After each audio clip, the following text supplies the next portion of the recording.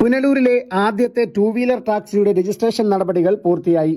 കുളത്തൂപ്പുഴ ചോഴിയക്കോട് കുളത്തിങ്കര പുത്തൻ വീട്ടിൽ MK മഹേഷാണ് പുനലൂരിലെ ആദ്യ ടൂ വീലർ ടാക്സി ഉടമ. രജിസ്ട്രേഷൻ നടത്തിയത് പുനലൂരിലെ ജോയിന്റ് RTO ഓഫീസിലാണെങ്കിലും തിരുവനന്തപുരത്ത് ടാക്സി സർവീസ് നടത്താനാണ് മഹേഷ് പുനലൂരിൽ രജിസ്ട്രേഷൻ നടത്തിയത്. നിലവിൽ തിരുവനന്തപുരത്ത് ഓൺലൈൻ ഫുഡ് ഡെലിവറി ബോയായി ജോലി ചെയ്യുകയാണ് മഹേഷ്. ഊബർ പോലെയുള്ള പ്ലാറ്റ്ഫോമുകളിൽ ഓൺലൈൻ ടൂ വീലർ ടാക്സികൾ ബുക്ക് ചെയ്യുന്നത് ഉത്തരേന്ത്യൻ സംസ്ഥാനങ്ങളിൽ വ്യാപകമാണെങ്കിലും കേരളത്തിൽ മെട്രോ നഗരങ്ങളിൽ മാത്രമാണ് ഇപ്പോൾ സേവനമുള്ളത്. മറ്റിടങ്ങളിൽ ടാക്സിയായി രജിസ്റ്റർ ചെയ്യാതെ ഓടുന്ന ടൂ വീലറുകൾ ടാക്സി ഡ്രൈവർമാർ ഉൾപ്പെടെ തടയുന്ന വാർത്തകളും ദൃശ്യങ്ങളും വ്യാപകമായിരുന്നു.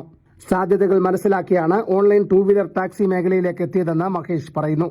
പുനലൂർ ജോയിന്റ് RTO ഓഫീസിലെ motor vehicle inspector MS Ashok, assistant motor vehicle inspector B Sajim Shah എന്നിവർ ചേർന്ന് വാഹനം പരിശോധിച്ച് രജിസ്ട്രേഷൻ നടപടികൾ പൂർത്തീകരിച്ച് നൽകി. യാത്രക്കാർക്കും നിർബന്ധമായും ഹെൽമറ്റ് ധരിപ്പിക്കണമെന്നും സുരക്ഷ പാലിക്കണമെന്നും ഉദ്യോഗസ്ഥർ കർശന നിർദ്ദേശം നൽകിയിട്ടുണ്ട്. നമ്മുടെ ഓഫീസിലെ ആദ്യത്തെ ട്രാൻസ്പോർട്ട് വണ്ടിയാണ്. മോട്ടോർ പ്രൈവറ്റ് ആയിട്ടാണ് നമ്മൾ രജിസ്റ്റർ ചെയ്തുകൊണ്ടിരിക്കുന്നത്. ഇപ്പം അദ്ദേഹം വന്ന് മോട്ടോർ സൈക്കിൾ ട്രാൻസ്പോർട്ട് ആക്കണമെന്ന് അപേക്ഷ തന്നിട്ടുണ്ട്. ഒരു ചെറുപ്പക്കാരൻ തൊഴിൽ സംരംഭത്തിന് സ്വന്തമായി തൊഴിലെടുക്കാനുള്ള പരിപാടിക്ക് ഇറങ്ങിയിരിക്കുകയാണ്. അപ്പോൾ അതുകൊണ്ട് നമ്മളതിന് ഫുൾ സപ്പോർട്ട് കൊടുത്തിരിക്കുകയാണ്. അദ്ദേഹത്തിൻ്റെ വണ്ടി പ്രൈവറ്റ് വണ്ടിയിൽ നിന്ന് ട്രാൻസ്പോർട്ട് വണ്ടിയായിട്ട് മാറ്റി കൊടുത്ത് അതിന് ട്രാൻസ്പോർട്ട് വണ്ടിയുടെ പെർമിറ്റ് കൊടുക്കുകയാണ്.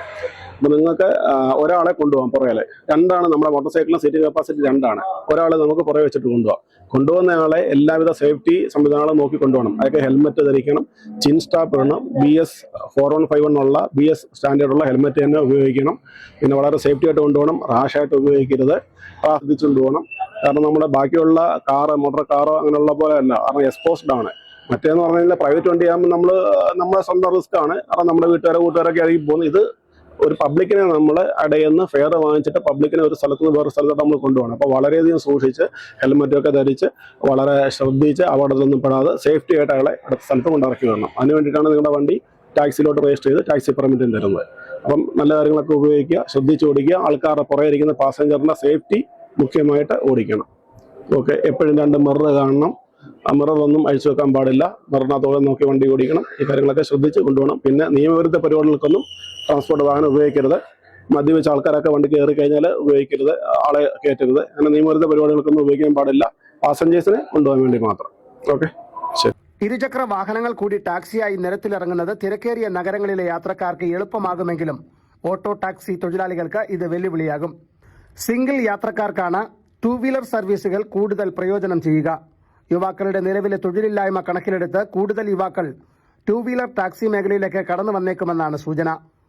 പുനലൂർ ഉൾപ്പെടുന്ന കിഴക്കൻ മലയോര മേഖലകളിലെ ഊടുവഴികളടങ്ങുന്ന റോഡുകളിലൂടെ ടൂ വീലർ ടാക്സിക്ക് പ്രചാരണവും പ്രിയവും ഏറുമെന്നാണ് നിഗമനം.